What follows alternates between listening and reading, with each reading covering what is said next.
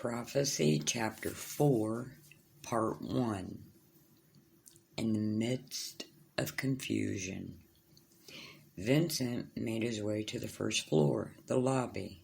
He peeked through the small window of the exit door and could see no one in there or at the front desk. He slowly opened the door and, sticking his hand past it, he looked around better before stepping out of the stairwell. It was so quiet he could have heard a pin drop. He found himself thanking God for that. At least no one would be able to sneak up on him.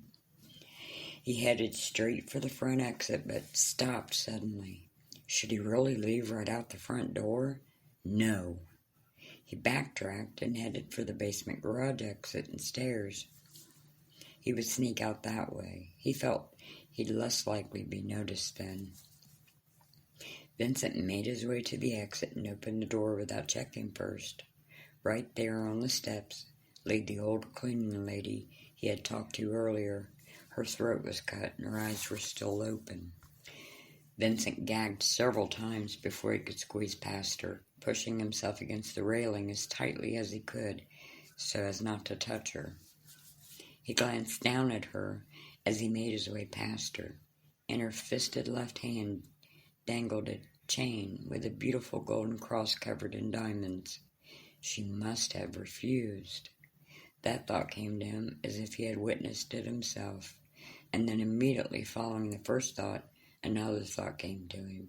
Please, God, don't let them catch me. Part 2.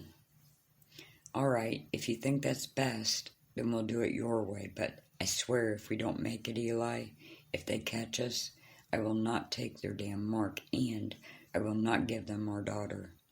Erica had turned angry. The pain was no longer in her. The fear was gone. Determination took its place. I agree, Erica. We got this, I promise. Eli wasn't as sure as he tried to sound, but he had to put everything he had in himself into protecting his family. Erica nodded. Okay, then. We should start gathering important things we may need on the road, right? Eli nodded. Yes, we should. Food and water are important necessities to bring, so don't forget to save most of the room we have for those alone. Erica nodded. I agree. They both set out gathering necessities. Erica started downstairs and Eli trotted upstairs. He stopped by Lisa's room to check on her. Hey, Princess, how you doing there? He saw that Shelby and Louise were no longer sitting at the table, but instead she had placed them each in a separate corner of the room. What did your dolls do to deserve being punished, honey? Lisa nonchalantly shook her shoulders. We were ready to eat, and they wouldn't let me mark their hands. I warned them, Daddy, I promise. Eli felt his blood leave his face. He couldn't, though, allow Lisa to see how disturbing her words were.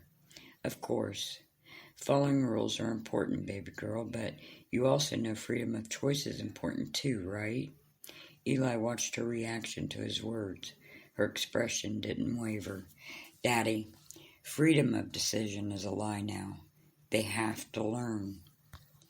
Eli fought back the tears. Where was this miniature scholar coming from? All right, Lisa, we are going on a trip and we'll be gone for a long time, so you need to get what's important to you and put it in your travel bag, okay? Lisa stopped what she was doing and looked at him. Her appearance was not that of a 7-year-old. Eli saw something else in her, something he didn't recognize. Where are we going, Daddy? You know we can't hide. They know we're here, and they will know we're there, too. Eli turned away and back again. We're not hiding, sweetie. Just pack your stuff, all right? Lisa nodded. All right, Daddy.